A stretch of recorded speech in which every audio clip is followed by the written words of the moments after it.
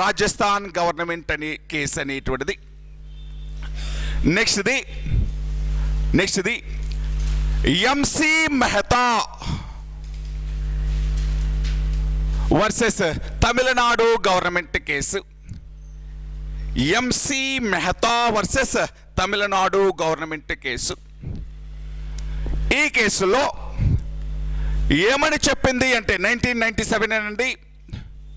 MC Mehta versus Tamil Nadu government ఈ కేసులో ఏమని చెప్పింది అంటే బాల కార్మిక పునరుజ్జీవ నిధిని ఏర్పాటు చేయండి. రిహాబిలేషన్ ఫండ్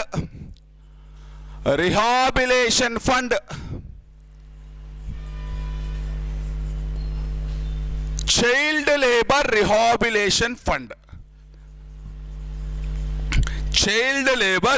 రిహాబిలేషన్ ఫండ్ ని ఏర్పాటు చేయండి.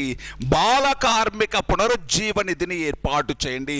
ఎలా ఏర్పాటు చేస్తారు అంటే ఎవరైతే చైల్డ్ లేబర్ని పెట్టుకున్నారో, ఎంప్లాయ్మెంట్ ఇచ్చారో చిల్డ్రన్కి, ఎంప్లాయ్మెంట్ ఇచ్చినటువంటి వాళ్ళు యజమానులు అనేటువంటి వాళ్ళు ఒక్కొక్క చైల్డ్ లేబర్కి 20,000 రూపీస్ అనేటువంటిది ఇవ్వాలి. ఒక్కొక్క బాల కార్మికుడిని పెట్టుకున్నందుకు గాను 20,000 రూపాయలు అనేటువంటిది వసూలు చేయండి. ఆ వసూలు చేసినటువంటి డబ్బుని ఈ చైల్డ్ లేబర్ యొక్క వెల్ఫేర్ కోసం ఉపయోగించండి. అందుకోసం ఒక ఫండుని ఏర్పాటు చేయండి. చైల్డ్ లేబర్ రిహాబిలేషన్ ఫండుని ఏర్పాటు చేయండి. బాల కార్మిక పునరుజ్జీవ నిధిని ఏర్పాటు చేయండి అని ఎంసి మెహతా వర్సెస్ తమిళనాడు ప్రభుత్వం కేసు 1997 సంవత్సరంలో జడ్జిమెంట్ రావడం జరిగింది. ఈ ఎంసి మెహతా వర్సెస్ తమిళనాడు గవర్నమెంట్ కేసులో చైల్డ్ లేబర్ రిహాబిలేషన్ ఫండ్ని ఏర్పాటు చేయమంది. ఎలా ఏర్పాటు చేయాలి అంటే ఈ యాజమాన్యాలు అనేటువంటివి ఒక్కొక్క బాల కార్మికుడికి 20,000 రూపాయల కంపెన్సేషన్ అనేటువంటిది ఇవ్వండి. ఆ కంపెన్సేషన్ అంతా కూడా పెట్టేసుకొని ఒక ఫండ్ని ఏర్పాటు చేయండి అని చెప్పింది ఎంసి మెహతా వర్సెస్ తమిళనాడు ప్రభుత్వం కేసు. నెక్స్ట్ది Vishalaji versus union of India case. Vishalaji versus union of India case.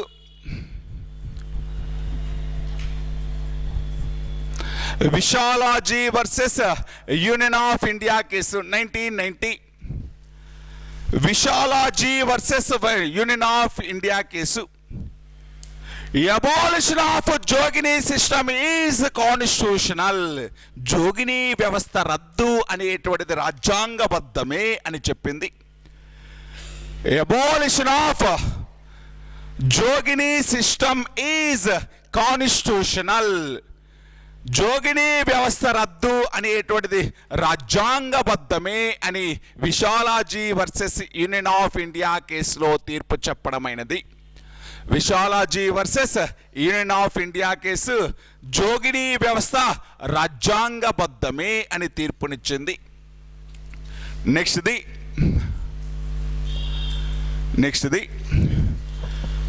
Unni Krishnan versus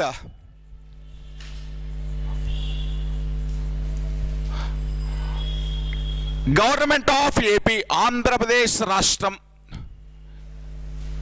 Unni Krishnan versus Andhra Pradesh case 1992, 1991, 92. Unni Krishnan versus Andhra Pradesh రాష్ట్రం కేసు. ఈ కేసులో right to primary education is a fundamental right. అంటే ప్రాథమిక విద్య పొందడం వ్యక్తుల యొక్క ప్రాథమిక హక్కు. అంటే ప్రాథమిక విద్య అంటే ఎప్పటిలోపు 14 సంవత్సరాల్లో. అంటే ప్రాథమిక విద్య పొందడం అనేటువంటిది వ్యక్తుల యొక్క ప్రాథమిక హక్కు. అంతేగాని హయ్యర్ ఎడ్యుకేషన్ అనేటువంటిది పొందడం వ్యక్తుల యొక్క ప్రాథమిక హక్కు కాదు అని చెప్పింది. ఏ కేసులో? Unnikrishnan versus government of AP కేసులో ప్రాథమిక విద్య పొందడం ప్రజల యొక్క ప్రాథమిక హక్కు, కానీ ఈ హయ్యర్ ఎడ్యుకేషన్ అనేటువంటిది ప్రొవైడ్ చేయడం, హయ్యర్ ఎడ్యుకేషన్ అనేటువంటిది పొందడం అది ప్రజల యొక్క ఫండమెంటల్ రైట్ కాదు, ప్రాథమిక హక్కు కాదు అని చెప్పింది. ఏ కేసులో అంటే Unnikrishnan versus government of AP కేసులో. ప్రాథమిక విద్య అందించాలి, ప్రభుత్వాలు, రాజ్యం అనేటువంటిది ప్రజలకు ప్రాథమిక విద్య అందించాలి, ప్రాథమిక విద్య పొందడం అనేటువంటిది ప్రజల యొక్క ప్రాథమిక హక్కు. అంతేగాని 14 సంవత్సరాల తర్వాత వచ్చేసి నాకు ఇంటర్మీడియట్ ఫ్రీగా ఇవ్వండి, లేకపోతే ఇంజనీరింగ్ ఫ్రీగా చెప్పించండి, లేకపోతే మెడిసిన్ ఫ్రీగా ఇప్పించండి అని చెప్పేసి ఆ విద్యను పొందడం అనేటువంటిది వ్యక్తుల యొక్క ప్రాథమిక హక్కు కాదు. కానీ 14 ఇయర్స్ లోపు చదువు చెప్పించాల్సిన బాధ్యత మాత్రం ఎవరిది? అదే ప్రైమరీ ఎడ్యుకేషన్ అనేటువంటిది పొందడం ఫండమెంటల్ రైట్, కానీ హైయర్ ఎడ్యుకేషన్ పొందడం అనేటువంటిది ఫండమెంటల్ రైట్ కాదు అని ఉన్నికృష్ణన్ కేసులో జడ్జిమెంట్ ఇవ్వడం జరిగింది. నెక్స్ట్ది Puttaswamy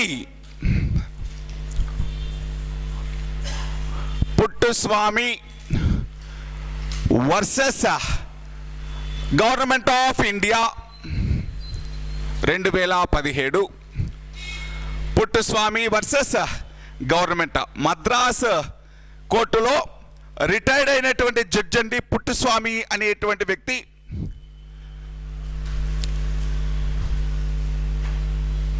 right to conspiracy is a fundamental right అంటే గోప్యతా హక్కు అనేటువంటిది నీ యొక్క ప్రాథమిక హక్కు అని చెప్పింది ఈ కేసులో.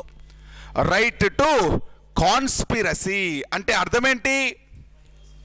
ప్రైవసీ. రైట్ టు ప్రైవసీ, గోప్యత అనేటువంటిది నీ యొక్క ప్రాథమిక హక్కు. గోప్యత అనేటువంటిది నీ యొక్క ప్రాథమిక హక్కు అని చెప్పింది పుట్టుస్వామి కేసులో. ఏంటి గోప్యత అంటే? నీకు సంబంధించినటువంటి ఇన్ఫర్మేషన్ ప్రభుత్వానికి కూడా ఇవ్వకుండా ఉండడం. అంటే ఏదైతే ప్రైవేట్ ఇన్ఫర్మేషన్ అవసరమైనంత తీసుకోవాలి, కానీ మరీ ఎక్కువ ఇన్ఫర్మేషన్ నీ యొక్క ఐరిస్ తీసుకోవడం, నీ యొక్క బయోమెట్రిక్ తీసుకోవడం అనేటువంటిది నీ యొక్క గోప్యతకు భంగం కలిగిస్తుంది. అందుకని నీ యొక్క గోప్యత అనేటువంటి దానికి భంగం కలిగించకుండా, నీ యొక్క ప్రైవసీకి భంగం కలిగించకుండా నీకు ప్రొటెక్ట్ చేసుకునేటువంటి రైట్ ఉంటుంది. అంటే ఒక్కోసారి ఆ వివరాలు అనేటువంటివి నువ్వు ఇవ్వకుండా ఉండవచ్చు కూడా. అంటే ప్రభుత్వం అడిగినప్పుడు ఆ వివరాలు అనేటువంటివి ఇవ్వను అని చెప్పడానికి కూడా నీకు రైట్ ఉంది. అదే రైట్ టు ప్రైవసీ అనేటువంటిది గోప్యతా హక్కు. దేనిలో భాగం అంటే ఇది జీవించే హక్కులో భాగం. 21వ ఆర్టికల్లో నీకు జీవించే హక్కు అని ఉంటుంది చూడండి, దాంట్లో గోప్యతా హక్కు కూడా రైట్ టు ప్రైవసీ అనేటువంటిది నీ యొక్క వివరాలు చెప్పకుండా ఉండడం కూడా నీ యొక్క ఫండమెంటల్ రైటే. ఈ 21వ ఆర్టికల్లోనే కాదు, జీవించే హక్కులోనే కాదు, 19వ ఆర్టికల్లో 19లో ఏ అనేటువంటి ఆర్టికల్ ఏం చెప్పింది? Freedom of expression. అంతేనా? భావ ప్రకటన స్వేచ్ఛ దానిలో కూడా భాగమే. భావ ప్రకటన స్వేచ్ఛ అంటే నీ యొక్క ఫీలింగ్స్ని చెప్పచ్చు, చెప్పకుండా ఆపచ్చు. అంటే వాళ్ళకి ఇన్ఫర్మేషన్ నీ ఇష్టమైతే ఇవ్వచ్చు, ఇవ్వకుండా కూడా ఆపచ్చు. అంటే రిజెక్ట్ చేయడం కూడా దేంట్లో భాగం? ఫ్రీడమ్ ఆఫ్ ఎక్స్ప్రెషన్ అంటే 19లో ఏలో భాగమే, దాంట్లో పాటు జీవించే హక్కులో కూడా భాగమే. అంటే ప్రైవసీగా అంటే రైట్ టు ప్రైవసీ అనేటువంటిది నీ యొక్క ఫండమెంటల్ రైట్. 19లో ఏ మరియు 21 ఆర్టికల్స్లో భాగము. అందుకని ఆధార్ అనేటువంటి దానికి ఎందుకు వచ్చింది అంటే ఆధార్ అనేటువంటిది నా యొక్క వివరాలన్నీ తీసుకుంటున్నారు, నా బయోమెట్రిక్ తీసుకుంటున్నారు, ఐరిస్ తీసుకుంటున్నారు, బ్యాంక్ అన్నీ తీసుకుంటున్నారు. దీనివల్ల నా యొక్క ఇన్ఫర్మేషన్ అనేటువంటిది ప్రభుత్వాల దగ్గర ఉండిపోతుంది, నా యొక్క గోప్యతకు భంగం కలుగుతుంది అని ఆ Madras high court retired judge Puttaswamy అనేటువంటి వ్యక్తి కేసేస్తే ఆధార్ అనేటువంటిది మ్యాండేటరీ కాదు అని జడ్జిమెంట్ ఇచ్చింది. ఆధార్ అనేటువంటిది అన్ని విషయాలలో మ్యాండేటరీ కాదు అని చెప్పింది. అన్ని విషయాలు, కొన్ని విషయాలలో మ్యాండేటరీ, అన్ని విషయాలలో మ్యాండేటరీ కాదు. ఆధార్ అనేటువంటి దాన్ని అవసరం అనుకున్నప్పుడు, నీకు ఇష్టం లేనప్పుడు ఆధార్ను నేను ఇవ్వను అని కూడా అనొచ్చు అని చెప్పింది పుట్టుస్వామి కేసులో. రైట్ టు ప్రైవసీ అనేటువంటి దానికి, రైట్ టు ప్రైవసీ అనేటువంటిది. అందుకే చూడండి, ఆధార్తో పాటు గుర్తింపు కార్డు ఏదైనా కూడా వ్యాలిడే. ఆధార్తో పాటు గుర్తింపు కార్డు అనేటువంటిది ఏదైనా కూడా వ్యాలిడే. కానీ సంక్షేమ పథకాలకు మాత్రం ఆధార్ అనేటువంటి దాన్ని కంపల్సరీ చేశారు. అది సంక్షేమ పథకాలకు తీసుకునేటువంటి వాళ్ళకు సంబంధించి ఏదో ఒకటి వ్యాలిడ్ ప్రూఫ్ ఉండాలి కాబట్టి ఆధార్ అనేటువంటి దాన్ని అందరికీ యునిక్గా ఒకే రకంగా ఉండాలి అని చెప్పేసి ఆధార్ అనేటువంటి దాన్ని తీసుకుంటున్నారు. కాకపోతే ఆధార్తో పాటు మిగతా వాటిని కూడా యాక్సెప్ట్ చేయాలి అని చెప్పింది. రైట్ టు ప్రైవసీ అనేటువంటిది ఉంటుంది. మీకు ఇది నీ యొక్క సమాచారం అనేటువంటి దాన్ని నువ్వు ఇవ్వకుండా ఉండడం కూడా నీ యొక్క ప్రాథమిక హక్కులో భాగమే. రైట్ టు ఫ్రీడంలో భాగమే, నీ యొక్క స్వేచ్ఛలో భాగమే అని చెప్పింది Puttaswamy versus government of India case. Next ఇది SR Bommai case. SR Bommai case 1994. S R repeated question అండి, రిపీటెడ్ క్వశ్చన్, ఎప్పుడూ వచ్చేటువంటి క్వశ్చన్ ఇది. ఇంపార్టెంట్ పెట్టుకోండి. SR Bommai case 1994. ఈ కేసులో ఈయన కర్ణాటక రాష్ట్రానికి ముఖ్యమంత్రిగా పనిచేసినటువంటి వ్యక్తి. ఇక్కడ చూడండి, దీని యొక్క బ్యాక్గ్రౌండ్ చూద్దాం. ఎస్ఆర్ బొమ్మాయి అనేటువంటి వ్యక్తి 1988వ సంవత్సరంలో కర్ణాటక రాష్ట్రానికి జనతాదళ్ పార్టీ తరపున ముఖ్యమంత్రి అయ్యాడు. ఈ జనతాదళ్ పార్టీకి ముఖ్యమంత్రి అయిన తర్వాత ఈ ఎస్ఆర్ బొమ్మాయి అనేటువంటి వ్యక్తికి ఎగెనెస్ట్గా కొంతమంది ఎమ్మెల్యేలు గవర్నర్కి లెటర్ రాశారు. ఏమని అంటే, మేము ముఖ్యమంత్రికి సపోర్టు చేయట్లేదు, మా యొక్క మద్దతు ముఖ్యమంత్రికి లేదు, కాబట్టి ఆయనకి అసెంబ్లీలో సరిపోయినంత మెజారిటీ అనేటువంటిది లేదు, కాబట్టి ప్రభుత్వాన్ని రద్దు చేయండి అని లెటర్లు రాశారు గవర్నర్కి. గవర్నర్ అనేటువంటి వాడు ఆ లెటర్లన్నిటినీ తీసుకెళ్ళి ఎవరికి ఫార్వర్డ్ చేశాడు అంటే రాష్ట్రపతికి ఫార్వర్డ్ చేశాడు. రాష్ట్రపతి ఏమన్నాడు అంటే 356 ఆర్టికల్ ప్రకారం 356 ఆర్టికల్ ప్రకారం అక్కడ రాష్ట్రపతి పాలన ఇంపోజ్ చేస్తున్నాం అంటే ప్రభుత్వాన్ని రద్దు చేసి రాష్ట్రపతి పాలన ఇంపోజ్ చేస్తున్నాం అని చెప్పడం జరిగింది. ఇక్కడ ఒకసారి చూడండి, మద్దతు లేదు అని గవర్నర్ అనేటువంటి వాడికి ఎలా తెలుస్తుంది? ఒక లెటర్లు రాయగానే అయిపోతుందా? ఏం చేయాలి? నిర్ధారించుకోవాలి.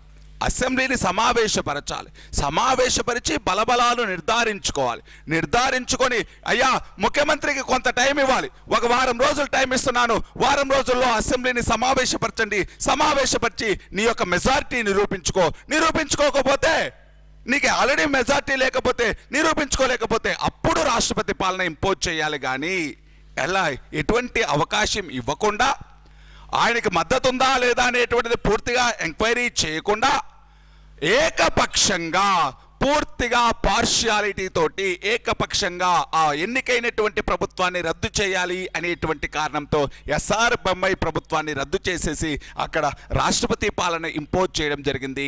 అంటే ఇక్కడ 356 ఆర్టికల్ ప్రకారం రాష్ట్రపతి పాలన ఇంపోజ్ చేశారు. దీనిని సవాల్ చేశాడు ఎస్ఆర్ బొమ్మాయి అనేటువంటి వ్యక్తి. నా ప్రభుత్వాన్ని అన్యాయంగా రద్దు చేశారు, నాకు అవకాశం ఇవ్వలేదు, విశ్వాసాన్ని నిరూపించుకునే అవకాశం ఇవ్వలేదు, నా మెజార్టీని ప్రూవ్ చేసుకునేటువంటి అవకాశం ఇవ్వలేదు. అసలు 356 ఆర్టికల్ అనేటువంటిది ఒక డెడ్ లెటర్ లాగా ఉండాలి అనుకున్నాడు అంబేద్కర్.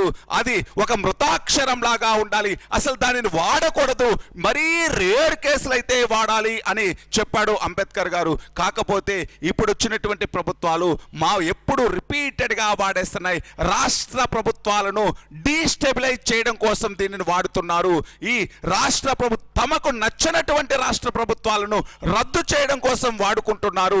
వాళ్ళ యొక్క ఓన్ ఇంట్రెస్ట్ కోసం 356 ఆర్టికల్ని మిస్యూజ్ చేస్తున్నారు. అసలు 356 ఆర్టికల్ అనేటువంటి దాన్ని ఎలా ఉపయోగించాలి, ఎప్పుడు ఉపయోగించాలి, ఒకవేళ రాష్ట్ర ప్రభుత్వాన్ని రద్దు చేయాలంటే ఎలా రద్దు చేయాలి అనేటువంటిది పూర్తిగా మీరు ఒక జడ్జిమెంట్ ఇవ్వండి, నాకు ఫేవర్గా జడ్జిమెంట్ ఇవ్వండి అని చెప్పేసి ఎస్ఆర్ బొమ్మాయి అనేటువంటి వ్యక్తి కేసేస్తే అక్కడ హైకోర్టు అనేటువంటిది ఆయనకు ఫేవర్గా తీర్పునివ్వాల. ముందు హైకోర్టులో వేశాడు, హైకోర్టు ఫేవర్గా ఇవ్వాల. ఇంకెక్కడికి వెళ్ళాడు అంటే సుప్రీంకోర్టుకి వెళ్ళాడు. సుప్రీంకోర్టు ఎప్పుడు జడ్జిమెంట్ వచ్చింది అంటే 1994లో. యాక్చువల్గా 1988 కదా ఆయన ఎన్నికైంది. 1994 అంటే ఆయన టైం కూడా అయిపోయింది, ఆయన టైం 5 సంవత్సరాలు కూడా అయిపోయింది. కానీ ఈ జడ్జిమెంట్ అనేటువంటిది ఒక బెంచ్ మార్క్ జడ్జిమెంట్. తర్వాత వచ్చినటువంటి ప్రభుత్వాలకి ఇది ఒక బెంచ్ మార్క్ లాంటి జడ్జిమెంటు. ఏమన్నారు అంటే, ఈ జడ్జిమెంట్లో ఏమన్నారు అంటే, రాజ్యాంగంలో ఉండేటువంటి సెక్యులర్ లౌకిక మరియు ఫెడరల్ సమాఖ్య అనేటువంటి 2 పదాలు, లౌకిక మరియు సమాఖ్య అనేటువంటి 2 పదాలు రాజ్యాంగ మౌలిక స్వరూపంలో భాగం. Secular and federal both are in the part of basic structure of constitution. అంటే ఇక్కడ ఈ లౌకిక మరియు సమాఖ్య అనేటువంటి 2 పదాలు దేనిలో భాగం? రాజ్యాంగ మౌలిక స్వరూపంలో భాగము, బేసిక్ స్ట్రక్చర్లో భాగము.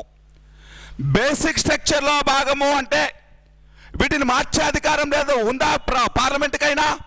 బేసిక్ స్ట్రక్చర్ని మార్చకూడదు కదా. అంటే సమాఖ్య మరియు లౌకిక అనేటువంటి 2 పదాలు రాజ్యాంగ మౌలిక స్వరూపంలో భాగము కాబట్టి వాటిని మార్చడానికి లేదు. అంటే వాటిని మార్చేసి సమాఖ్య మరియు లౌకిక అనేటువంటి 2 పదాలకు ఎటువంటి నష్టం కలిగించరాదు అని జడ్జిమెంట్ వచ్చింది ఎస్ఆర్ బొమ్మాయి కేసులో. మీకు సమాఖ్య అంటే ఏమని చెప్పాను? Distribution of powers in between centre and states. అంటే కేంద్ర రాష్ట్రాల మధ్య అధికార విభజన జరిగితే సమాఖ్య అని పిలుస్తాం. కేంద్రానికి కొన్ని అధికారాలు ఉంటాయి, ఇప్పుడు కేంద్రంలో ఒక ప్రభుత్వం ఉంది, రాష్ట్రంలో ఒక ప్రభుత్వం ఉంది. ఎవడి అధికారాలు వాడికి ఉన్నాయి, ఎవడి పవర్స్ని వాడు ఎంజాయ్ చేస్తూ ఉంటాడు. రాష్ట్ర ప్రభుత్వాన్ని రద్దు చేశాడు అంటే రాష్ట్ర ప్రభుత్వంలో ఇప్పుడు ఎవరికి పవర్ ఉంటుంది? గవర్నర్. గవర్నర్ అంటే ఎవడు అపాయింట్ చేసింది? రాష్ట్రపతి. అంటే గవర్నర్ని రాష్ట్రపతి అపాయింట్ చేశాడు అంటే ఇక్కడ ఇండైరెక్ట్గా ఎవరు పరిపాలిస్తున్నారు? రాష్ట్రపతి పరిపాలిస్తున్నారు అంటే కేంద్రం పరిపాలిస్తున్నట్టు. అంటే ఇక్కడ రాష్ట్ర ప్రభుత్వాలు రద్దు చేసి రాష్ట్ర ప్రభుత్వాల అధికారాలు ఎవరు తీసుకుంటున్నారు? కేంద్రం తీసుకుంటుంది. కేంద్రం చేతిలో అధికారాలన్నీ కేంద్రీకృతమై ఉంటే అది దేనికి సింబల్? యూనియన్ గవర్నమెంట్కి సింబల్. అంతేనా? ఏక కేంద్రానికి సింబల్. అంటే అధికారాలన్నీ ఒకరి దగ్గరే ఉంటే ఏక కేంద్రం. మరి సమాఖ్య అనేటువంటి దానికి నువ్వు ఏం చేస్తున్నావు? నష్టం కలిగిస్తున్నావు. రాష్ట్ర ప్రభుత్వాలను రద్దు చేస్తున్నావు అంటే వాళ్ళ యొక్క పవర్స్ని తీసేసుకుంటున్నావు. పవర్స్ని తీసుకొని ఏక కేంద్రంగా చేస్తున్నావు. అలా చేయడానికి లేదు, నీ ఇష్టం వచ్చినట్టు చేయడానికి లేదు. 356 ఆర్టికల్ని నీ ఇష్టం వచ్చినట్టు యూజ్ చేయడానికి లేదు. ఎప్పుడు యూజ్ చేయాలి అంటే కొన్ని రూల్స్, అంటే కొన్ని లిమిటేషన్స్ చెప్పింది. ఎప్పుడు యూజ్ చేయాలి 356 ఆర్టికల్ని అంటే ఎలక్షన్స్ అయిపోయినాయి. ఎలక్షన్స్ అయిపోయిన తర్వాత ఏ పార్టీకి పూర్తి స్థాయి మెజారిటీ రానప్పుడు, అంటే ప్రభుత్వాన్ని ఫామ్ చేసేంత మెజారిటీ ఎవరికి లేనప్పుడు ఏం చేయొచ్చు? ఇంకా అవకాశం లేదు కాబట్టి రాష్ట్రపతి పాలన ఇంపోజ్ చేయవచ్చు. రెండోది, ఒక ప్రభుత్వాన్ని ఏర్పాటు చేసి ఉంటాడు. ఆ ఏర్పాటు చేసినటువంటి వ్యక్తి ఒక వారం రోజుల్లోపు తన యొక్క మెజారిటీని నిరూపించుకోవాలి శాసనసభలో. ఆ మెజారిటీ నిరూపించుకోలేనప్పుడు అప్పుడు రాష్ట్రపతి పాలన ఇంపోజ్ చేయవచ్చు. ఒక్కోసారి 2 లేదా 3 పార్టీలు అనేటువంటివి కలిసి మేము ఇద్దరము కలిసి ప్రభుత్వాన్ని ఏర్పాటు చేస్తాము అని ముందుకు రావచ్చు. అటువంటప్పుడు వాళ్ళకి గవర్నమెంట్ను ఫామ్ చేసే అవకాశం ఇవ్వాలి. వాళ్ళు గవర్నమెంట్ను ఫామ్ చేసే అవకాశం ఇచ్చి ఒకవేళ వాళ్ళు ఫెయిల్ అయితే అప్పుడేం చేయొచ్చు?